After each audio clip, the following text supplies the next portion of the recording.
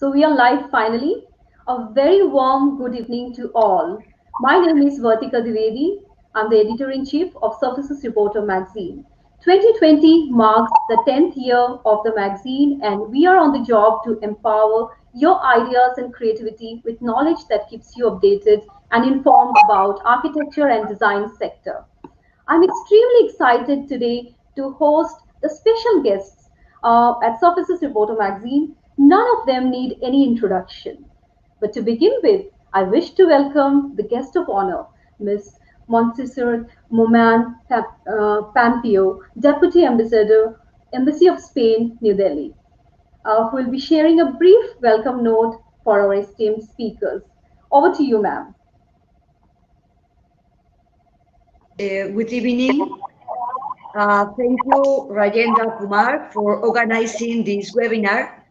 And I would like to underline that Spain is the third country in the World Heritage Ranking of Humanity after Italy and China. In Spain, we have a riches regarding artistic styles, from mudéjar to modernism. And Spain is a very attractive country in order to go to study architecture. We have more than 84 universities, 50 of them are public universities, and it's possible to study these degrees in English. But at the same time, we will ask you why to study in Spain. We have an amazing heritage, but at the same time, our culture, the Spanish language, which is one of the most spoken language, and at the same time, the standard of living in Spain are makes Spain very attractive to study in our country. I have to tell you that recently, last month, Spain has been awarded with the prize of the best international heritage destination, and we are very proud of that. So I encourage all of you to study in Spain, to promote architecture in Spain, to come to our country to see our riches regarding architecture. And I hope that this webinar will be as much as fruitful possible. So Marta, Hasif, all the best. And I hope that with this difficult situation, with the pandemic, all after this situation will be better than before. So all the best from the Embassy of Spain. Thank you. So, Mr. Rajendra, I would like you to, thank ma'am and proceed further. Thank you so much, ma'am. I mean, it has been really very kind of you that on very short notice you could make it. I'm really very grateful, having a gratitude for you. And I'm very sure that we are going to have much more collaborative academic and professional relation with the Embassy of Spain in future. Our legend architect Hafeez Contractor, I mean, he doesn't need any introduction. He's a global architect, not only Indian architect. We do have a lot of commonality between India and Spain. And I'm again indeed very, very grateful for you, ma'am. You could spare time with us. I know that you have another meeting lined up in next 5 minutes, so you may not be able to be here. We will share the video recording of the meeting, and if architect Hafeez Contractor permit me, on behalf of architect Hafeez, I would really encourage Spain embassy, all the diplomat, to visit any of the building of Hafeez Contractor in India, in Middle East, or in any part of Asia, and you will really see a lot of tradition and modernity combined together. So, Architect Hafeez and Martha, I would like to just say that Madame has to leave. She has another meeting very, very soon. If you just want to say just a by note before we proceed. Martha, first you. Martha, you proceed. I mean, ma'am has to leave in 15 minutes.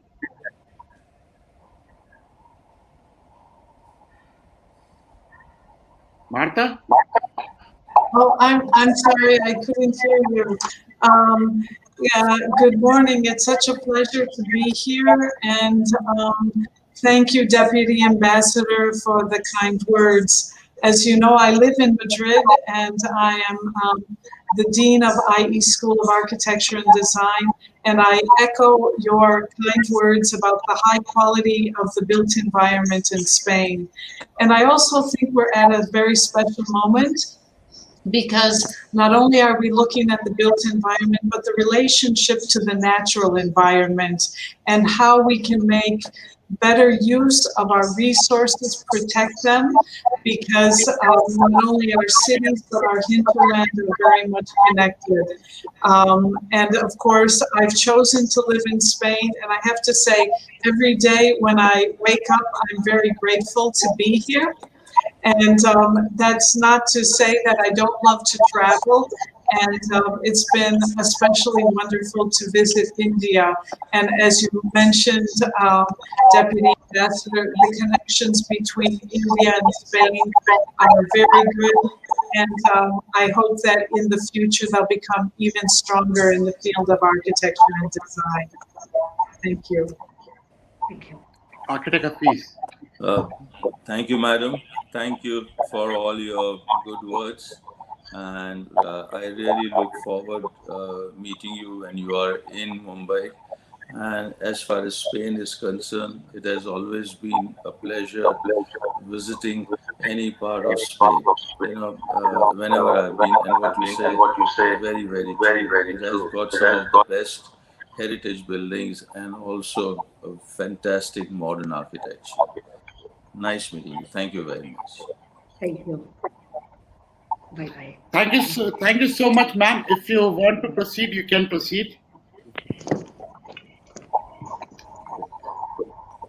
Okay, so now before I proceed for the next part, I would just like to introduce my colleague Vertica Dvivedi for introducing all the two eminent speakers.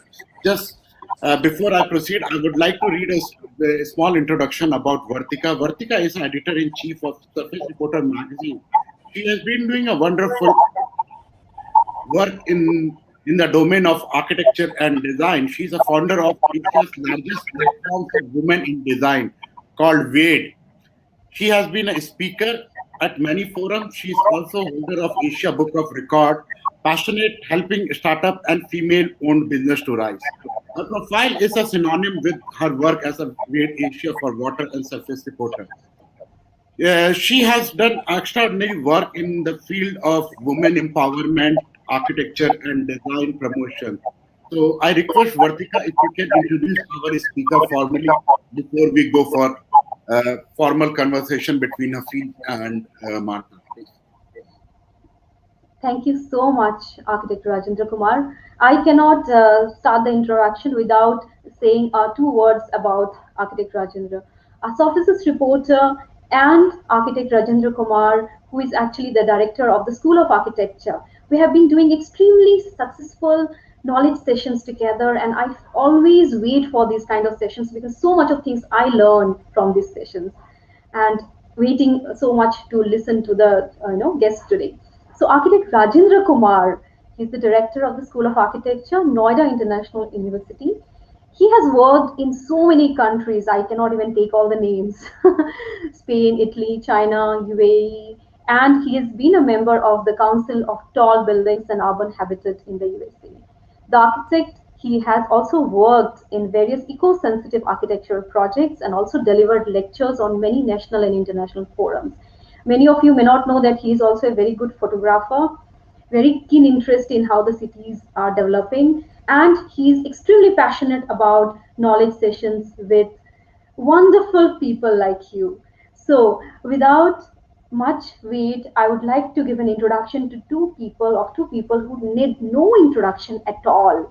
So, starting with Architect Hafeez Contractor. Architect Hafeez Contractor is one of the most significant names in the realm of Indian architecture today, in the global architecture, I should say, practicing since 1982. Today, Hafeez Contractor heads the largest architectural firm in India with over 550 team members and with over 2,500 clients and 7.2 billion square foot of ongoing projects in 100 cities and 5 countries. He is the recipient of the highest civilian awards, one of the highest civilian awards in India, the Padma Bhushan. He studied at Academy of Architecture in Mumbai and graduated from Columbia University, New York. He's also the winner of over 75 national and international awards for excellence in contribution to architecture. The list goes on and on. So, I would like to welcome architect Hafeez Contractor to this forum, and so happy to meet you. And the other lady who is sitting here, the wonderful and beautiful Martha Thorne. She is the Dean of IE School of Architecture and Design. Since 2005, she has served as the Executive Director of the Pritzker Architecture Prize, popularly known as the Nobel Prize for Architecture. Prior to joining the IE University, she was Associate Curator of the Department of Architecture at the Art Institute of Chicago. She is the co-author of the books Masterpieces of Chicago Architecture and Skyscrapers, The New Millennium, editor and author of the Pritzker Architecture Prize, The First 20 Years, and author of numerous articles for architectural journals and encyclopedias. She is an encyclopedia herself for architecture, education, design, and she is a person who her foresight for studies in architecture and design is something that I'm really looking forward to listen to today. So over to architect Rajendra Kumar to please proceed with the conversation. Thank you. Thank you so much, Vertica. Such a nice to hear. Uh, a very good word from your mouth. I know we have been doing a lot of good initiative together, always for the profession of architecture. And I really thank our legend architect Hafeez Contractor for assisting this. And you have been a really inspiration for many of the people, not only in India but all over the world. And thank you so much, Martha. You have been always. I know we have been knowing each other from last couple of years, and we started our year in this 2020 in January when we met in Mumbai, and that time architect of there. Uh, just to avoid the echo, I would request everyone to put their mic on mute whenever they need to speak. Okay. So to have a conversation this evening, we have just chosen a few topics where we will be having a deliberation, and after that we will also open for all the public. So next 30 minutes we are going to discuss on three very important core issues. The one issue which we know that its whole world is suffering or waiting to overcome from it, about COVID and the pandemic and the cities afterward. And the second issues which we are going to discuss about architecture practice. When we talk about architecture practice, who better than a Hafeez Contractor can tell issues about what are the challenges, how he come at this level. Just for architect Hafeez Contractor, for your information, we were just listing some of the questions by a different audience. So one of the very young audience, he has written a question, very very cute question, which I really inspired, is that how to become Hafeez Contractor. So that was such a great aura of you, sir. I personally have regard for you. You know it very well. I always look up to you. Everybody want to become Hafeez Contractor in India. I would just like to share one book here. You can see Becoming Hafeez Contractor.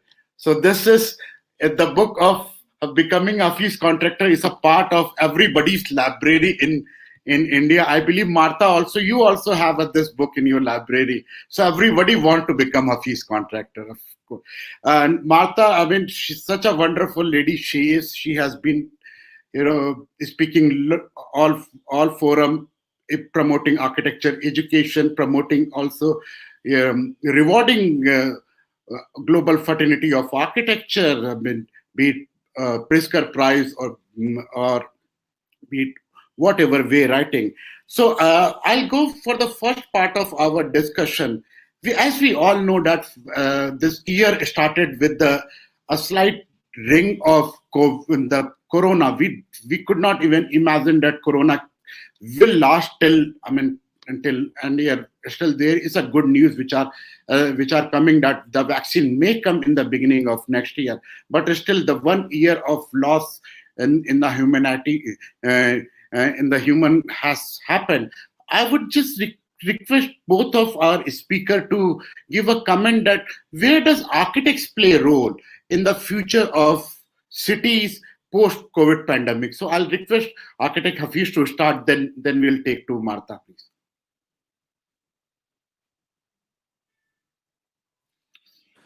Uh, Thank you very much, Rajendra. And it's nice to having a discussion with you, Martha. Uh, I'm not a teacher, but I would like to say that whatever I have been doing in my life, when I started my practice, whatever I did was for a reason. And so was, how I started the 2 feet 6 inches architecture in the early 80s. And then why I did, the slum redevelopment project. That was also for a purpose. Now, when we are talking about, as the year started, in the first 1 or 2 months, I was really very confused and I did not know what was happening. I started reading a lot about the COVID. And finally, we came up, and when we are talking about COVID, it is very important that we talk right now about climate change. And both of this put together made me think, and I started analyzing a lot of things that we are doing and how to go about. And Martha, you just said about resources. Uh, so combining everything, what I felt, the time has come that we have to look at how we are designing buildings. And one of the first things that we started doing is how to take care of resources. Whatever we do has to take care of climate change, and is it respecting climate change? Now, at this time, what is very important, unlike the global countries, for India, we have a great population of 1.3 billion people. So for us, a lot of things are much, much more, uh, resources. What we are doing for, going to be doing for our cities, how we are going to plan our new cities, how we are planning our existing cities, though the Indian government is said that to have smarter cities. Is this the right way to have more urban area added up to our existing framework? Because India is one of the countries which has the maximum urban coverage, and from other side, our the forest cover has to increase to come to the Paris Accord. Now, considering all of it, we started first with, we changed the way buildings are going to be designed. So what we did, whatever you could design in say 100 square feet or a lakh of square feet, if you could get say 100 flats, we made a way by which we could do 110 flats. Same size, same everything, a better structure, cheaper structure, and economic use of the materials. So what we said, if we start doing that, and if we have this theory that we can do 10% of the building in the same, or 10% of the function more in the same area, with the same amount of material, it will lead a long way in the future. As far as the cities are concerned, I don't know whether you all are aware of what happened, once the lockdown started. We have a migratory labor coming to most of our metros, and they live in slums. We had done a study for slum redevelopment, and that became a policy. And in fact, because of that, the New York Times had covered me, in a great extent. But that for me was not enough. So I made a study by which not only I can house all of those slum people into new housing, and further to that, the most important thing is today that all of this migratory labor, they do not have a buying power for a regular house which is being given in our cities. Their buying power is only 3 to 4 lakhs of rupees to buy a house. So I have made a scheme for them to have a house in 3 to 4 lakhs. Now, with all of these kind of things, today is not the forum to show you how I have done a house in 3 to 4 lakh rupees. But this is what we have come, and in fact, I'm saying that, and today we are much more busier than before with the kind of amount of work that we are having, because we have completely revolutionized the way to do things, and developers and other people are really interested, and we are giving them that service.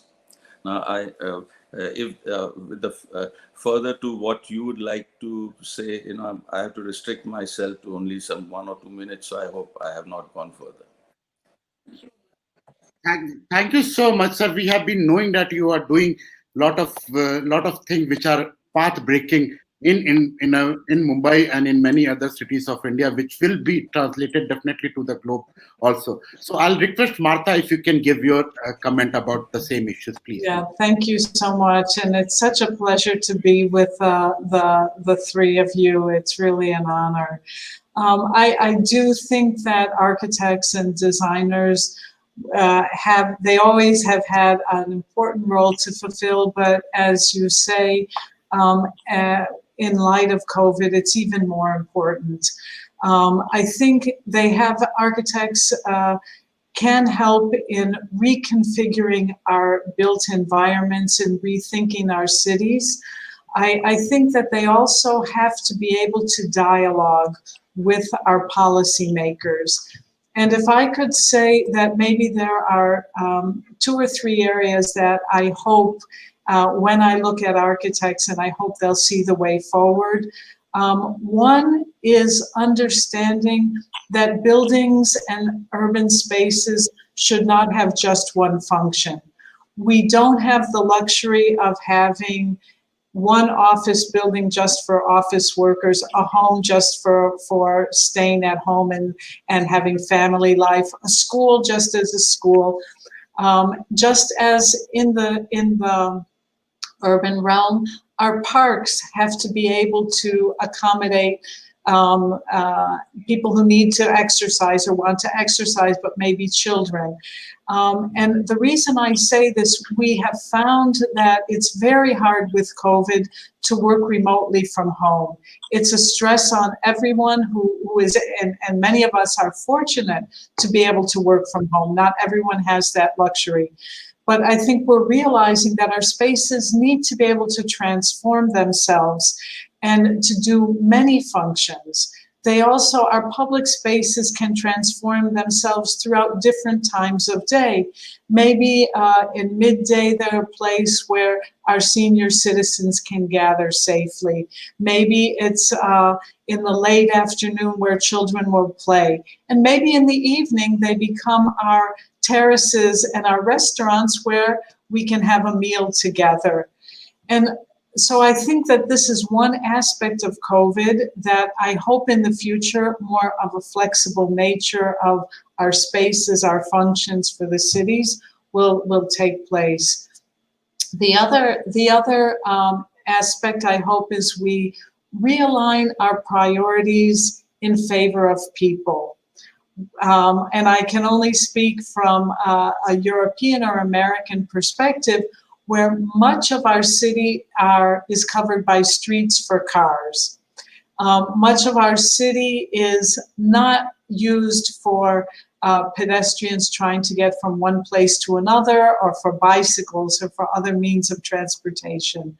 So I hope in the future we try to create neighborhoods where we can meet most of our needs within a neighborhood.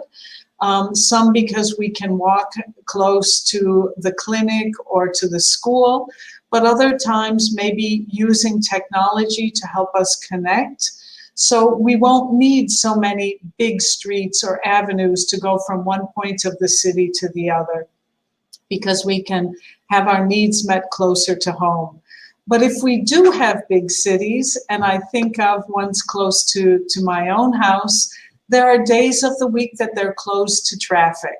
So Saturdays, Sundays, and holidays, they become places for bicycles, for sports, for children's playgrounds.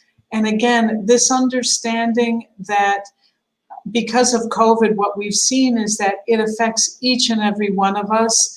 This putting people, individuals, at the center of our policies and our design, understanding that we need to count on individuals to create healthy and safe environments.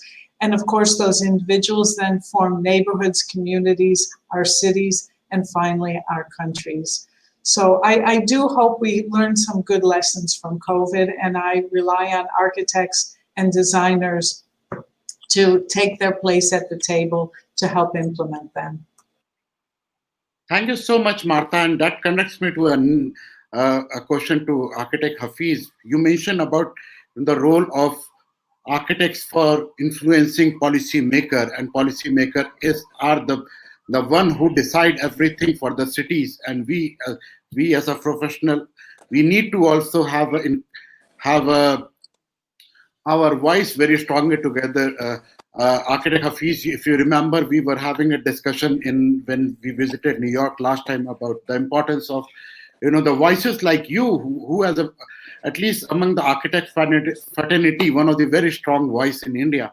So I have a question for you about that. What do you advise to policymaker to solve issues of the issues what Martha has discussed about neighborhood, social housing, and let's say multi functional of spaces? Maybe, I mean, this word of multifunction was existing before, but after pandemic, this word has become even more relevant now. So, Architect Hafeez, what do you advise for policymakers? Before going to the policymaker, I would like to say that the one thing which is really concerning today, and which is the most important thing for India, is to provide houses, affordable houses, to each and every Indian. Okay, because if you look at it, 50% of the people in Mumbai are staying in slums. Every second person stays in a slum. Every third person in Delhi stays in a slum. Every fourth person in Chennai stays in a slum. And every fifth person in Calcutta stays in a slum. Now, that is the most important thing, to transform that. Then and then only we will have a better quality of life. So to do what? To how to transform these people who are staying in slums into a pakka house, so that they have a better life.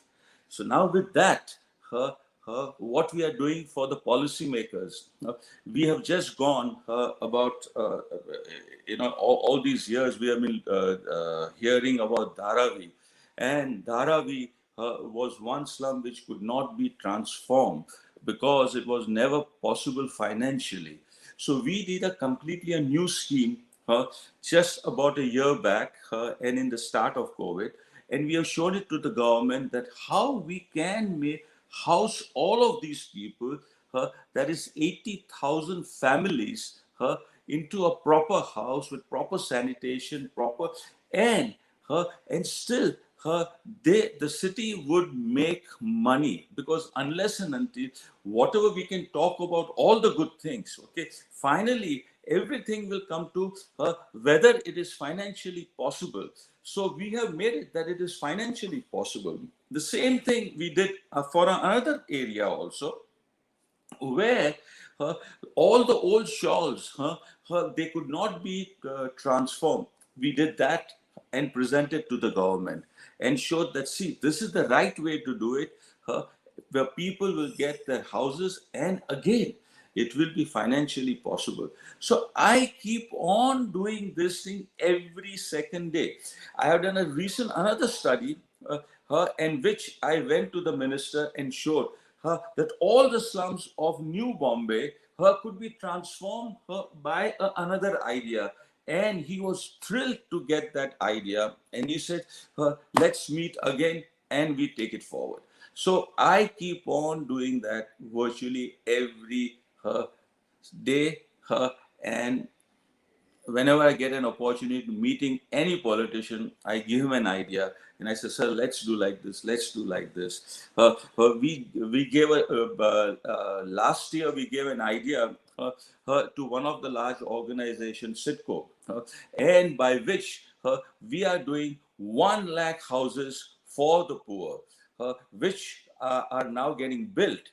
And it was, I created the land, I created the whole thing, and gave it to them, and the guy took it. So this is what I do. Thank you so much, sir. We know how you have transformed Mumbai and Gurgaon, for that matter.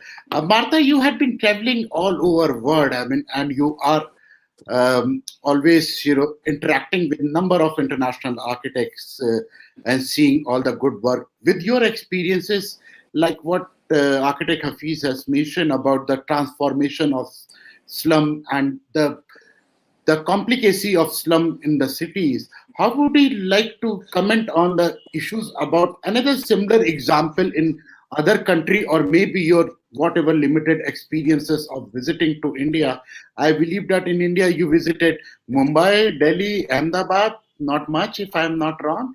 Yeah. So any experiences of your, how about the issues of this slum housing and how the other architects are also doing? I believe listening from you, it will be very interesting, and for all the audiences. By the way, before you answer, I just want to make an announcement. We have almost like 500 people on Facebook, same number almost on YouTube. So we have almost 1,000 plus people. I encourage everyone to type a question. We will take question in last part of the session. So every audience, please type your question on YouTube or Facebook, please. So Martha, please. Yeah, thank you so much. The question about affordable housing, or how do you respond to slums? I think we have to remember the cultural context of different places. So there may not be the same answer in every place. The culture, the climate, the land, the finance is all different. And as architects, one of the great strengths is understanding the context and the parameters. So that's the first thing. I think when I look at slums around the world, it's now about 25-30% of the world's population is living in slums of some sort. This is a huge, huge amount.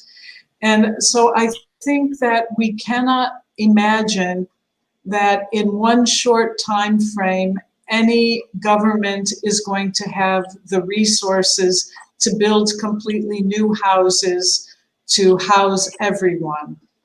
There's not the land, there's not the resources, and it would be very difficult to do that. So I think we need to think about what is a house, what are the objectives of affordable housing, and as architects do so well, solve multiple problems at one time. So clearly, architect Hafeez has talked about the need for safety, for sanitation, for a secure home where one feels safe and can live with their family. I think in addition to that, we also need, so that the location has to be where people can have a job. It also has to have education and some space around so people can develop their personal lives, and the lives help their children with that. So housing is really not just shelter, it's really a package that allows people to meet their short-term needs in a healthy way, but also to grow as people and grow economically and hopefully have more choice in the future. It also has to do with community. So I often speak of Alejandro Aravena. He had the idea of building half a house, knowing that funds are limited. The architects would give the structure, the electricity, the plumbing, the bare bones of the house, and for one half of what was the final goal. And then the families would work and build and do the finishes, the painting, the tiles, any sort of additional elements the house needed. And when they could earn a little money or when they could get together with their neighbors, they would build the other half. So this is one way of approaching it.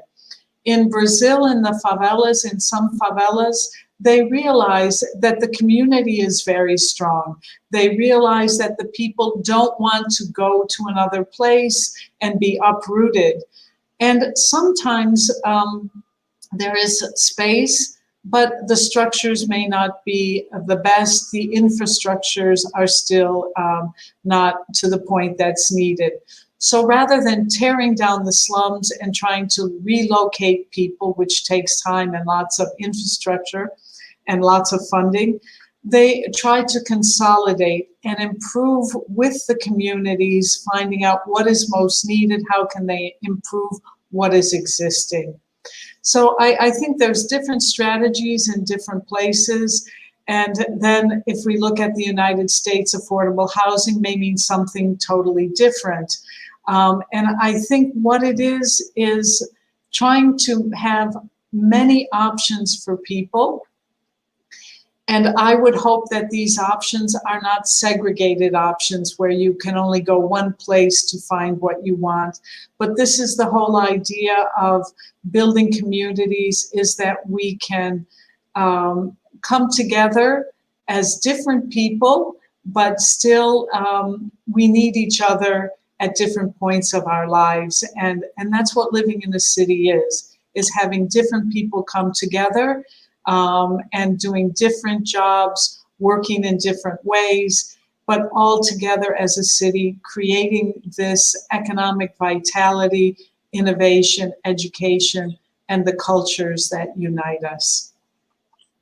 Thank you so much, Martha. You very rightly said that the whole world is having the slum issue. I remember when I was living in Madrid, the area called Lavapiés, which is again, it's like Lavapiés is like not exactly like a Dharavi of Mumbai, but something similar. It's in the hardcore of the city. And you also mentioned about the innovative design of Alessandro Aravena, our Pritzker. So then I'll shift my question to a little bit more toward about innovative practice and the architecture prices like a Pritzker or all the other prices. Since you have been involved in Pritzker, and you also mentioned about the design of Alessandro Aravena. Before I go to architect Hafeez, I would just like to ask you this thing that, these architecture prizes, it could be anything about AIA Gold Medal or AIA UIA Architects Prize and all. how do you think about that? These innovative architecture practices, like you mentioned, Aravena, Alvaro Siza, and we also have Indian architect Vivi Doshi. That how to have such kind of impact on globe, which is not only make architect financially successful, but at the impact globally, which architect Hafeez has done. I mean, his project of Imperial Tower 2, I believe. Imperial Tower 2, we were talking about the story of the woman, the Marathi woman. They were doing a puja as of architect Hafeez contractor when he was doing. He gave a shelter to them. So we will discuss about that thing later on. But how do you see about what is your message for global architects to have an impact on globally, especially when we talk about the reward on internationally like a Pritzker and other architecture prizes. So I'll come to Hafeez in a while, but before that, I would like Martha to comment on it. Yeah, I think the whole area of prizes is one that's in evolution, and it's one that we could debate a lot. Different prizes seek to do different things.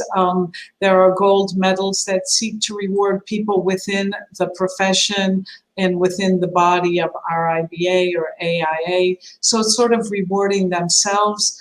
I think if we look at the Aga Khan Award, that looks to projects, and it rewards not only the architects, but the clients, the community for a specific building or for a specific site. So that's a little different. I think in terms of the Pritzker, as you know, it has two goals: service to humanity and the art of architecture. And I think the Pritzker, on one hand, tries to inspire younger architects and people who may want to go into the field.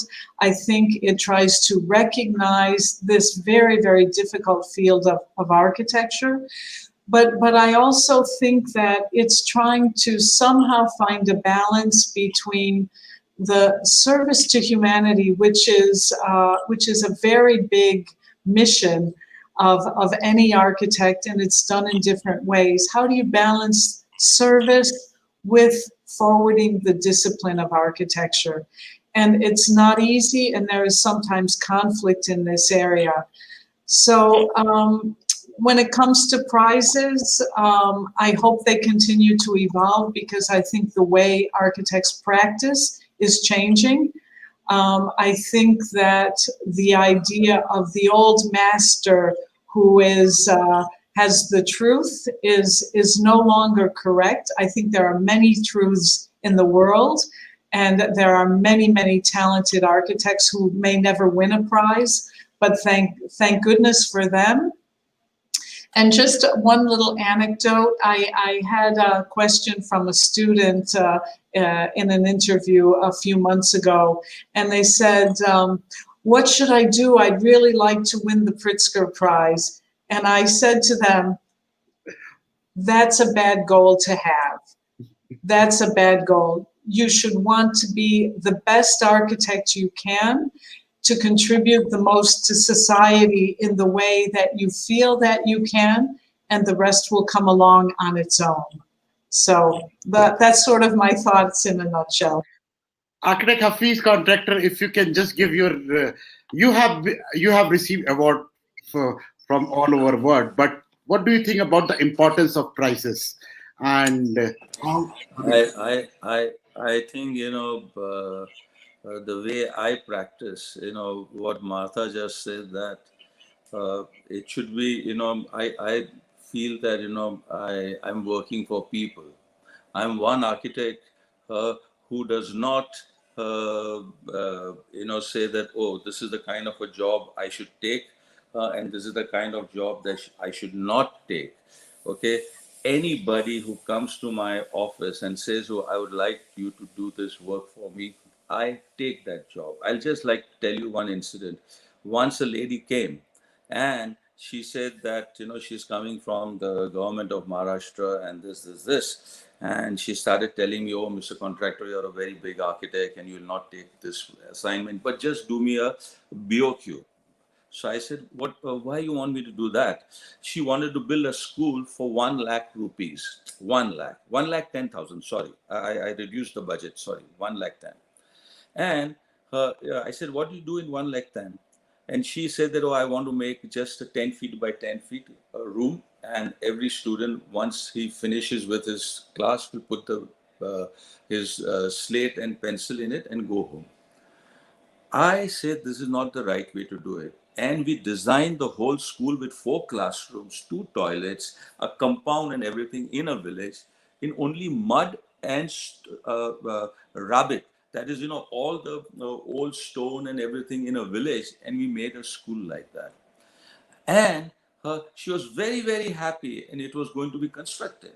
But unfortunately, she got transferred into a different department. So what I'm trying to say, that to give a service to people, and not select a job that, oh, this is a museum and I will make a great architecture out of it, okay, and everyone will know me about it, okay. That is not what really, according to me, is architecture. Architecture is, as an architect, you are supposed to know the business, you are supposed to know the construction methodology and everything, and do the right thing in the cheapest way and the best way. When I say cheapest way, does not mean that it is cheap, okay, the right way, and make that person happy. And that is what really an architect is. And what Rajendra was just saying about those 2 ladies, it was when I did the slum redevelopment project for them. And when the Bhumi Puja was there, the inauguration was there, the ladies came to do an arti. That is, arti is, they do it only for God and their husband. So when I said, when the guy said that, oh, you know what they're doing? So I asked the lady, why are you doing that? And that lady said that, do you know what you have done to us? You have changed our life. Today, we cannot go to toilet after sunrise, and we cannot go to toilet before sunset. You will be giving us a toilet in our own house. You have changed our life. Can you imagine that if you cannot go to toilet for 15 minutes, what happens to your body? These ladies were controlling it for the whole day. So I feel I get a Pritzker Prize virtually every day when a client comes to me and appreciates her, and that is what is my prize. Okay. Thank you so much, sir. Listening to you is always very encouraging, and seeing your work. Uh, I'll just like to ask, maybe because we have like so many questions by many young audience and many.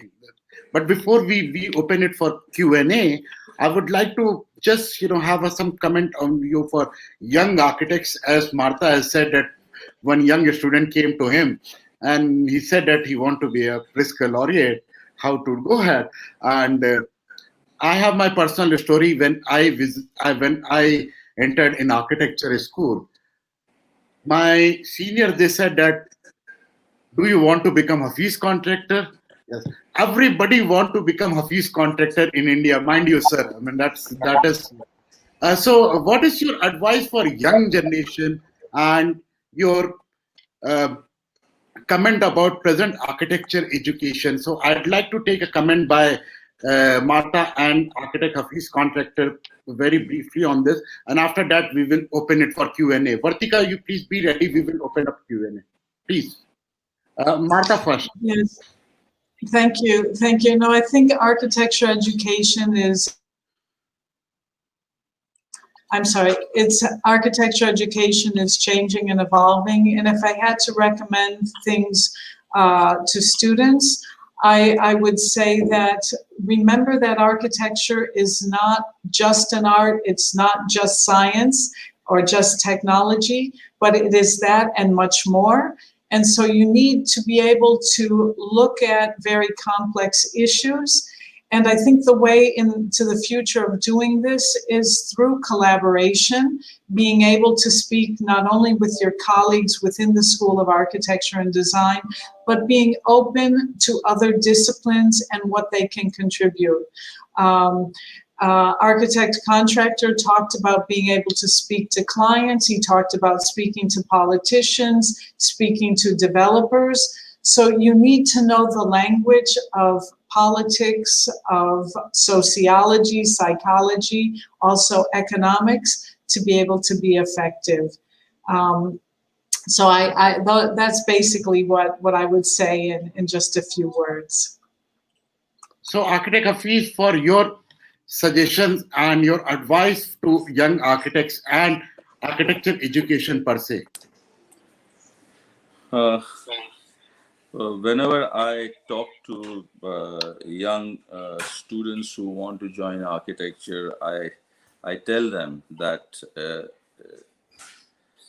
architecture is one profession where if you are not cut for it, it might become one of the most difficult profession. And if you are cut for it, it is one of the most beautiful and the easiest profession.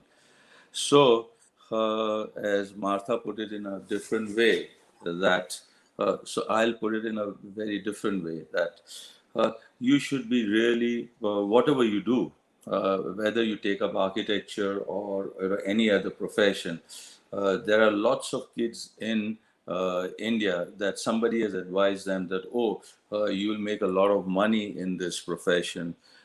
And if you get into that, I think that's a very wrong thing. You should feel, you should be happy designing, creating something. And if you have the flair for it, then it's like, for me, going to, I start my day sometimes at 5 o'clock in the morning and end at very, very late. But I feel that I'm playing a game of golf, and I enjoy the whole day because I'm not working. I'm just playing.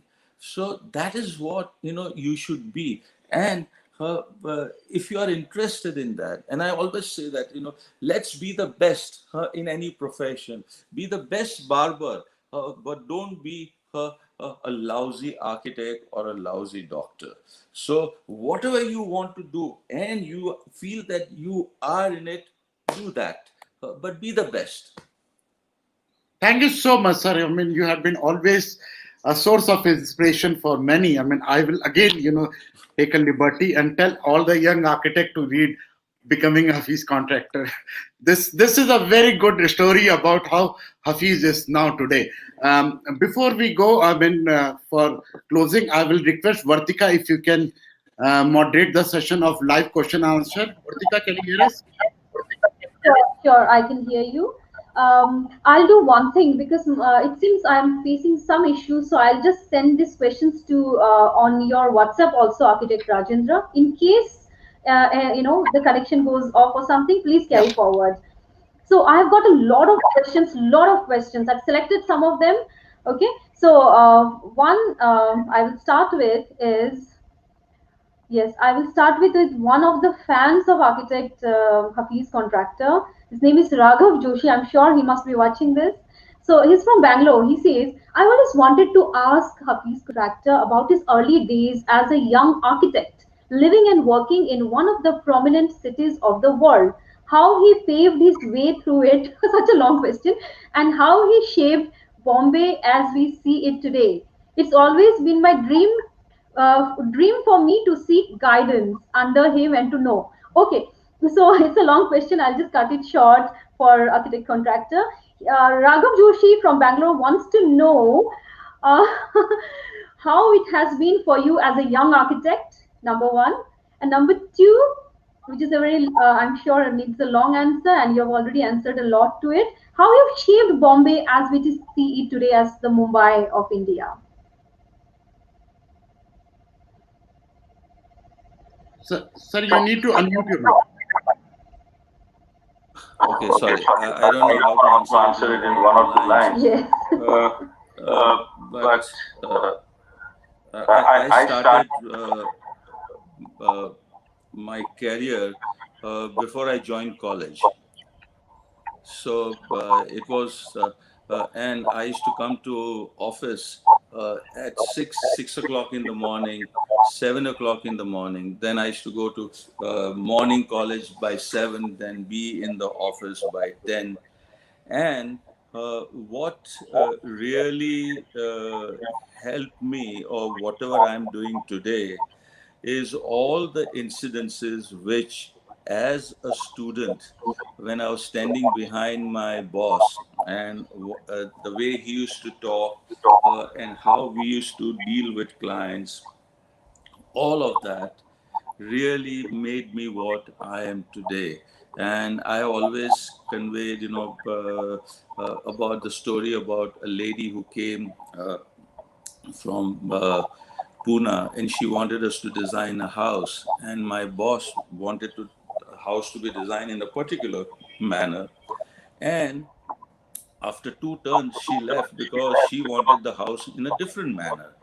And at that time, I had asked my boss that why aren't we doing the way she wants? And she says, and he said that no, that is not what, according to him, the architecture was. But I said, we are working for people, and we have to make the people happy the way her. So my approach to architecture is completely different than a lot of other architects.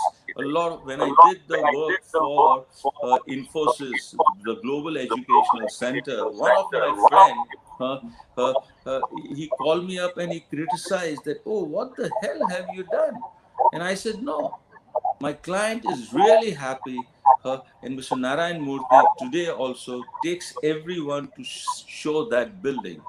So I feel what I'm doing for people is more important than making my fraternity happy. So that's the difference. Thank you so much. Thank you so much.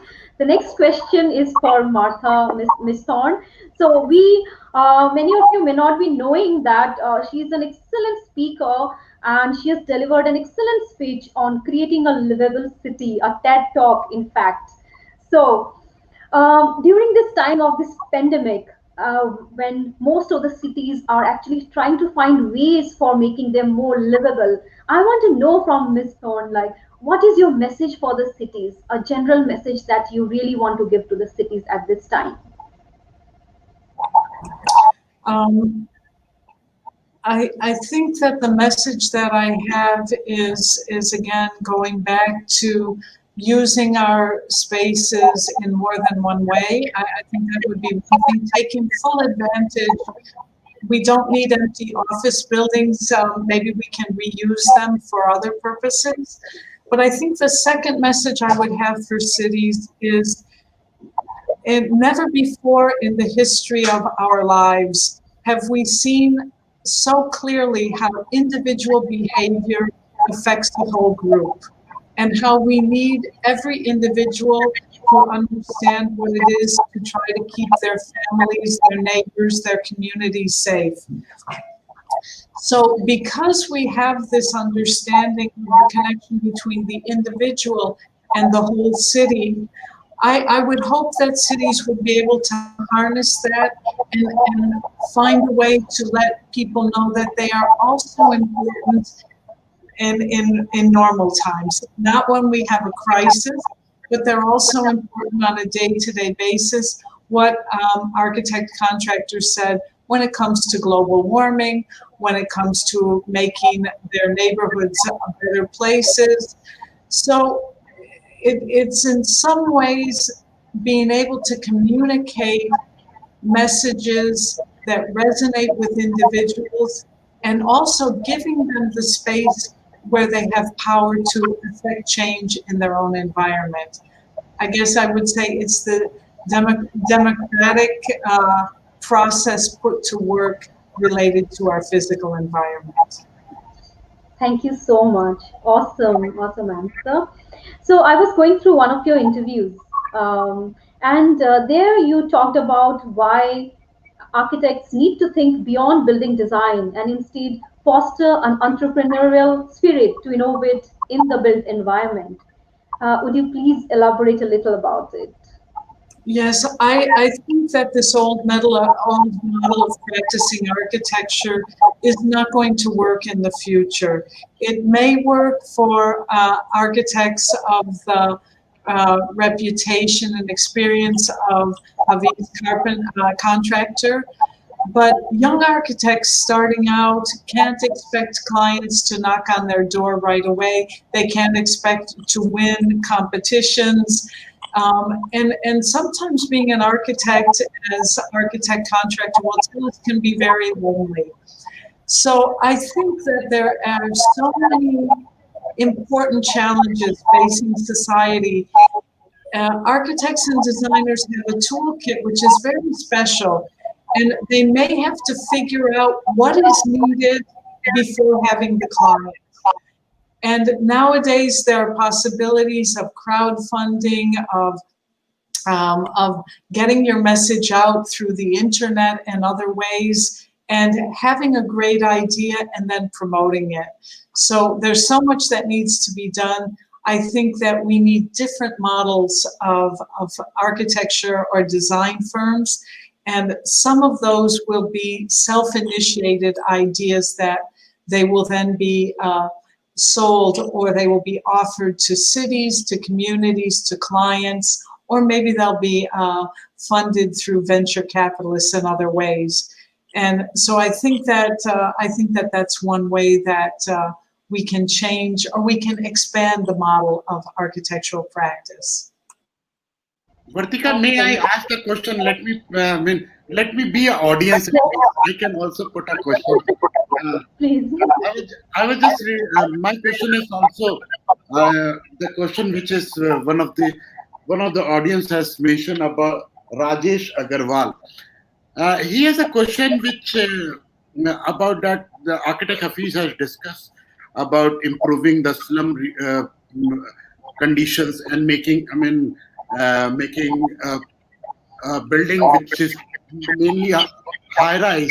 So how do you see that the people who were living in slum and they are going to accustomed of living in high rise building? I believe this is the question by Rajesh Agarwal. Sir, if you will, I do also have a comment on that. But sir, how would you like to react on this question about the slum people going to live in high rise buildings, sir?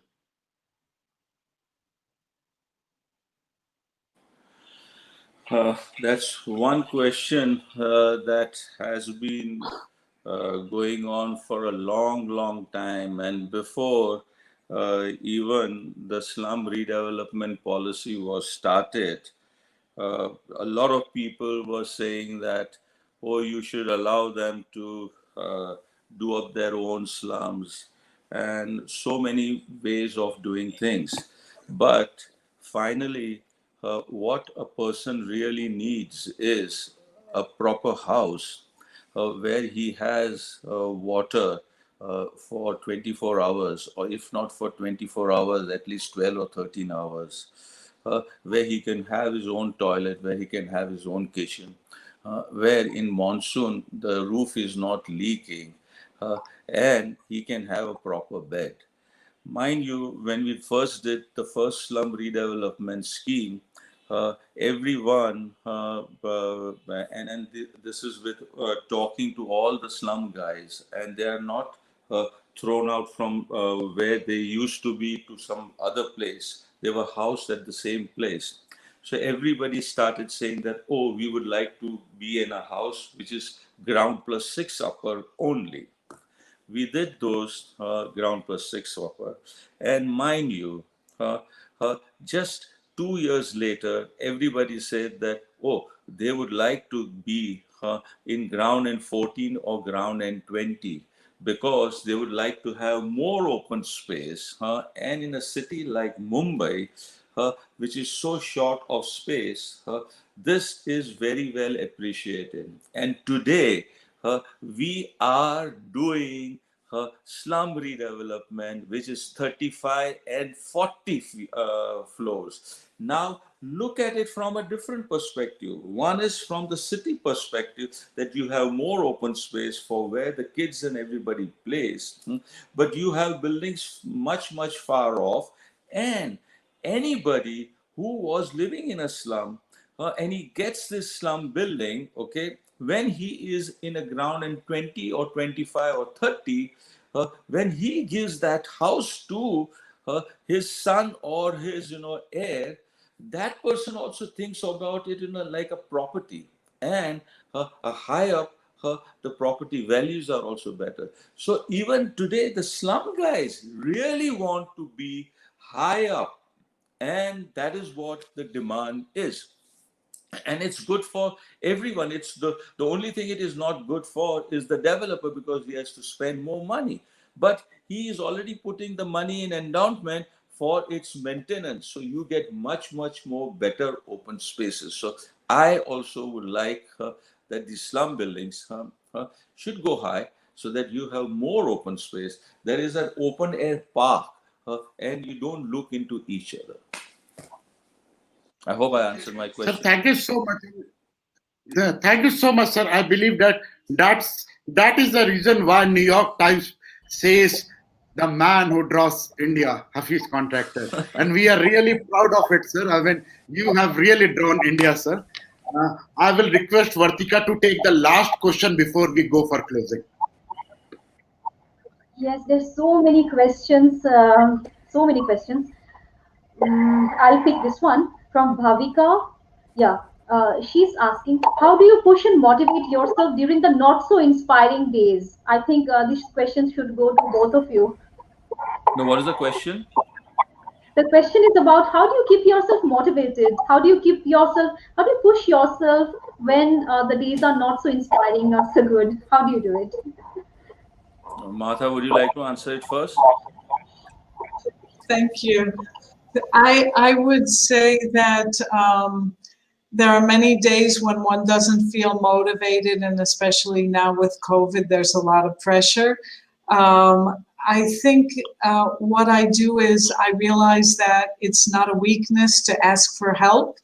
And so I try to reach out to friends and colleagues on those days, even though sometimes it's hard to do that.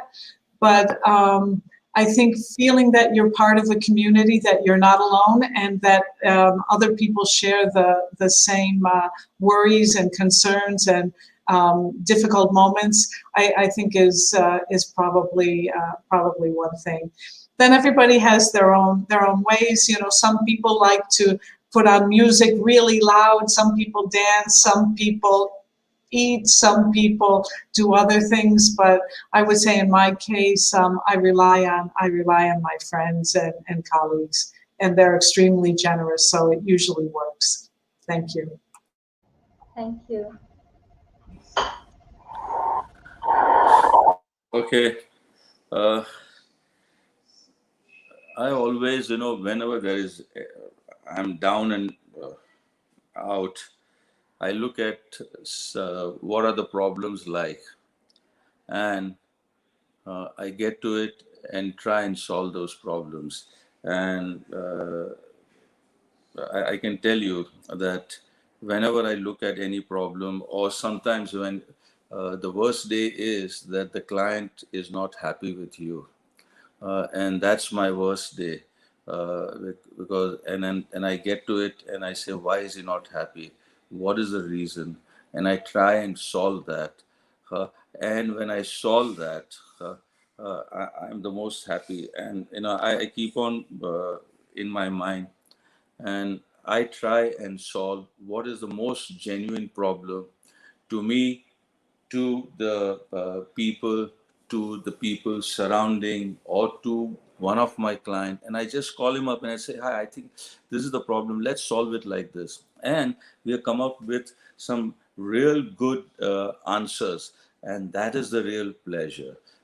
So that it's like nobody has asked you to do it, but you did it, and I find great pleasure in that. Awesome. So being in action keeps you motivated. And like Miss Thorne said, like, she doesn't. We should not think before asking for help, because asking for help is something that can bring people closer to us. Thank you so much. So over to you, Architect Rajendra Kumar. Please give the closing remarks.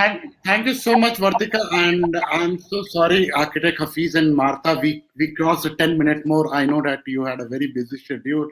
Um, what could be? I mean, how our and has come to end, at least in India, with inspiring word by Architect Hafeez Contractor. If I summarize this, client is happy, then I am also happy. And I'm really very, this is the mantra for all the architects, not only in India, but all over India. You had been my ideal, you had been my mentor. I remember once you were talking about that you don't have any architecture style like others, but you have the style of, making my client happy. I believe architect's role is such a very important when you are making the people happy, and in that way, why architect Hafeez Contractor is successful. I believe all the young architects who are listening us, they are really very inspired, and I'm reading lot of messages by number of architect Ashok Goyal. He has mentioned that very inspiring word by architect Hafeez Contractor is always great to listen him. Architect Martha, she is such a wonderful lady. I have been knowing in my 30 year of professional career. You had been always such a humble lady, which you will always keep on inspiring young generation and future architects. We'll look forward to welcome you in India sometime. And as architect Hafeez, we have discussed in this thing. Next time, whenever you come, you please have a 1 or 2 days in your hand. We would really love to host you our Indian hospitality, be it Mumbai or be it India. Thank you so much, Vartika and your team. There are people who are behind the camera. Thank you so much, Madhu and her team. And thank you so much, Teresa from IE School of Architecture in Madrid. All the people in the screen, thank you so much. It was such a wonderful evening in India and such a wonderful afternoon in Madrid. Thank you so much. Thank you so much. Okay.